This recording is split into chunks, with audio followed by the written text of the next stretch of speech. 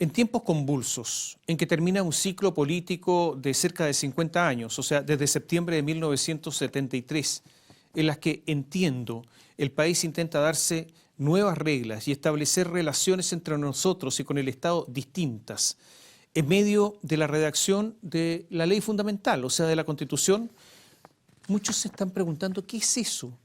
¿Qué es la Constitución? Y lo hemos escuchado tantas veces en los últimos tiempos, en los últimos meses.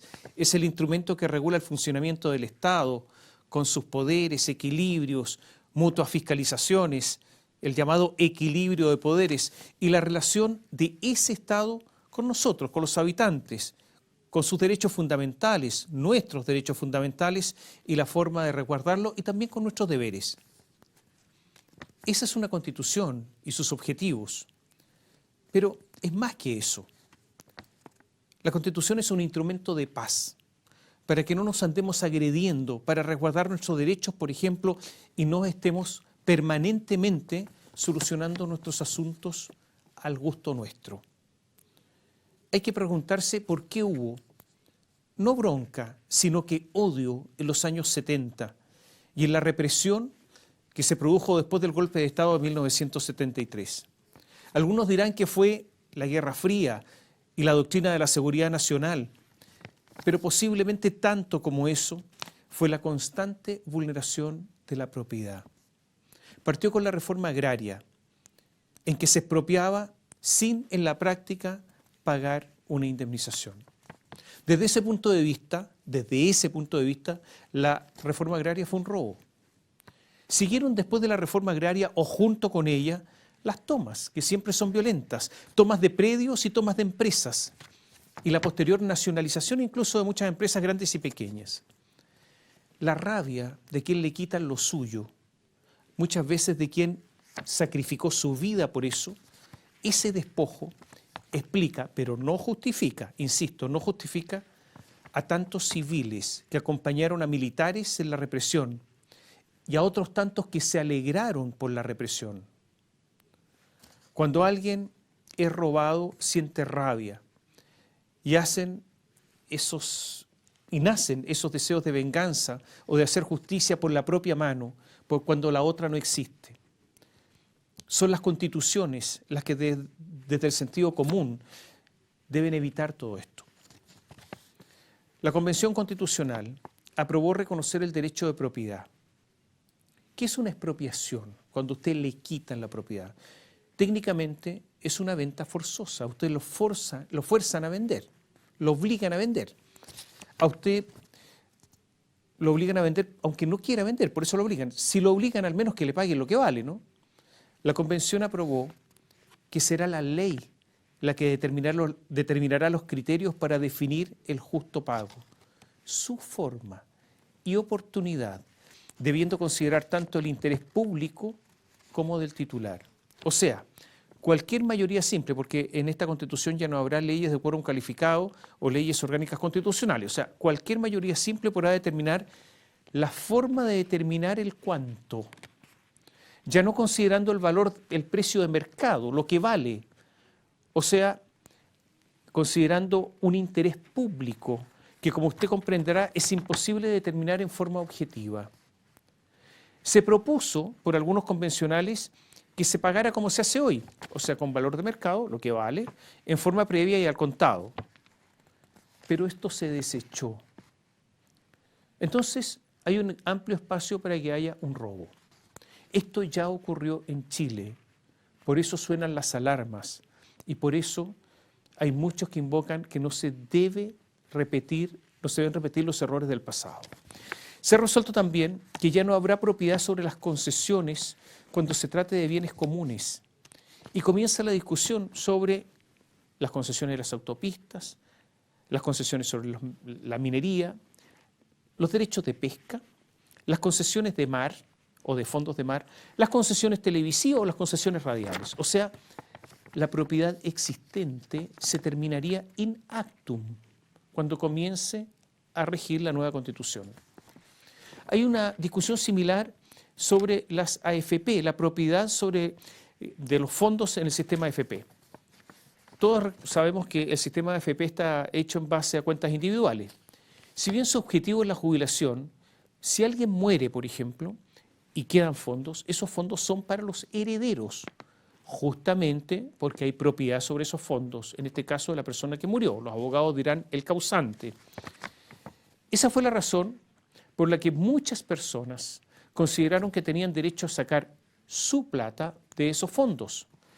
Janet Jara, con motivo de la pandemia, Janet Jara, ministra del Trabajo, militante del Partido Comunista, dijo que los fondos de las AFP se van a mantener en las AFP, que las AFP van a seguir. Y dijo, nosotros no hemos innovado sobre la materia. Las nuevas cotizaciones constituirán un nuevo sistema de seguridad social, pero no las actuales. Las cotizaciones actuales siguen ahí. ¿Qué dijo Isquia Siches, ministra del Interior, un día después? Criticó la campaña de las AFP que señalan que lo que está en los fondos es mi plata. Esa es la campaña. Pero eso es lo que dijo su colega en el gabinete horas antes. De nuevo, la propiedad en entredicho. Nadie duda que la naturaleza, yo creo a estas alturas, duda que la naturaleza hay que defenderla, que hay que preservar ecosistemas, que hay que terminar con el monocultivo forestal y proteger nuestras tierras. Pero una cosa muy distinta es lo que determinó la Convención, porque hasta el momento eran las personas naturales o personas jurídicas, que también están formadas por individuos, los sujetos de derecho. Pero ahora la naturaleza tendrá derechos. Y obviamente esos derechos de la naturaleza entrarán en colisión con otros. Y cualquiera podrá defender la naturaleza, usted, yo, el que sea. El asunto es que toda actividad humana afecta a la naturaleza. Las camionetas que se compraron para la presidencia de Gabriel Boric, estas famosas Chevrolet Tahoe, que tienen un motor de 5.000 centímetros cúbicos, perfectamente alguien podrá determinar o estimar que atentan contra los derechos de la naturaleza porque no se necesitan 5.000 centímetros cúbicos para trasladar a alguien. Y cualquier actividad industrial o pesquera, ¿para qué decir con la minería? Y puede afectar claramente a los que hoy las desempeñan afectando sus derechos. Al contrario de todo esto, al mundo indígena se le reconocen y garantizan amplios derechos a las tierras y territorios que tradicionalmente han poseído, ocupado, utilizado o adquirido. El Estado reconoce y garantiza esta propiedad, eso es lo que va a decir la nueva Constitución, y asegura demarcación y titulación, y se otorga a los pueblos y naciones indígenas el derecho a usar y a administrar los territorios indígenas y recursos naturales que tradicionalmente han utilizado o ocupado de conformidad a la ley. ¿A cuál ley? A la de ellos, a la de los pueblos indígenas. ¿Quién resolverá si hay conflicto? Los tribunales indígenas, los tribunales de ellos.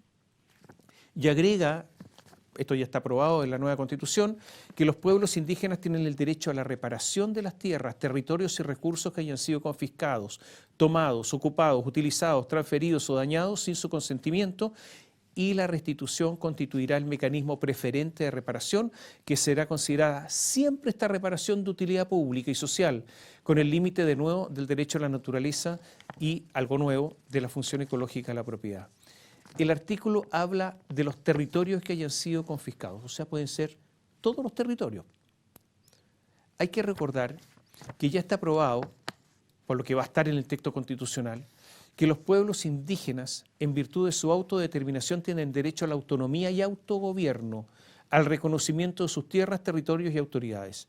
Ellos van a determinar su propio derecho de propiedad, con lo que su protección será muy, pero muy superior a la del resto de los chilenos. La Comisión de Modelo Económico resolvió incluso prohibir que se celebren tratados que contemplen que los inversionistas extranjeros puedan recurrir a un arbitraje internacional, solamente a tribunales constituidos. Esto atenta contra la propiedad de esos inversionistas.